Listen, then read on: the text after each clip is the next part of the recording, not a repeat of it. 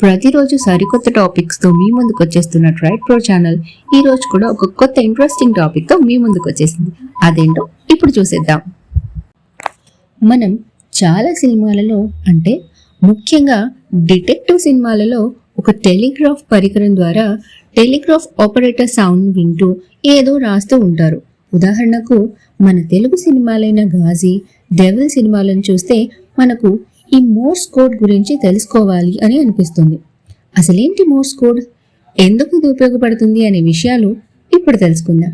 విద్యుత్తును ఉపయోగించి చాలా దూరాలకు సందేశాలను చాలా వేగంగా పంపడానికి టెలిగ్రాఫ్లో అవకాశం ఉంది. మొదట టెలిగ్రాఫ్ని 1837లో సర్ విలియం పోదర్గిల్ కుక్ మరియు సర్ చార్లెస్ వీట్స్టోన్ కనుగొన్నారు. తర్వాత 1838లో శామ్యూల్ మోర్స్ మరియు అతని సహాయకుడు ఆల్ఫ్రెడ్ వైల్ ఒక ప్రత్యేక కోడ్ని కనుగొన్నారు. ఈ ప్రత్యేకమైన కోడ్నే మోర్స్ కోడ్గా పిలుస్తారు. మోర్స్ కోడ్ అనేది టెలికమ్యూనికేషన్లో టెక్స్ట్ క్యారెక్టర్లను రెండు వేరువేరు సిగ్నల్ డ్యూరేషన్ల స్టాండర్డ్ సీక్వెన్స్లుగా ఎన్కోడ్ చేయడానికి ఉపయోగించే ఒక పద్ధతి. వీటిని డాట్స్ మరియు డాష్లు లేదా డిట్స్ మరియు డాట్స్లు అని పిలుస్తారు. ఎలక్ట్రికల్ టెలిగ్రఫీ కోసం శామ్యూల్ మోర్స్ పరిచయం చేసినదే ఈ మోర్స్ కోడ్. శామ్యూల్ మోర్స్ గతంలో టెలిగ్రాఫ్ని కూడా కనుగొన్నారు. అంతర్జాతీయ మోర్స్ కోడ్లో 26 ప్రాథమిక లాటిన్ అక్షరాలు ఏ నుండి జెడ్ వరకు, ఒక ఉచ్చారణ లాటిన్ అక్షరం, 0 to 9 వరకు అరబిక్ సంఖ్యలు, విరామ చిహ్నాలు మరియు విధానపరమైన సంకేతాలు ఉంటాయి.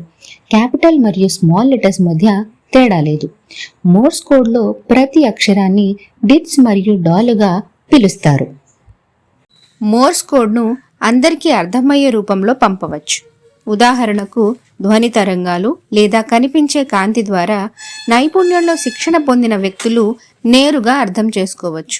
మోర్స్ కోడ్ సాధారణంగా విద్యుత్, రేడియో తరంగాలు, కనిపించే కాంతి లేదా ధ్వని తరంగాలు వంటి సమాచారాన్ని మోసుకెళ్లే మాధ్యమం ద్వారా పంపబడుతుంది. ప్రపంచ యుద్ధం సమయంలో కమ్యూనికేషన్ కోసం మోర్స్ కోడ్ను ఉపయోగించారు. ఈ మోర్స్ కోడ్ 1999వ సంవత్సరం వరకు సముద్రంలో కమ్యూనికేషన్ కోసం అంతర్జాతీయంగా ఉపయోగించబడింది. ఉదాహరణకు ఒక వర్డ్ని గమనిద్దామా? SOS ...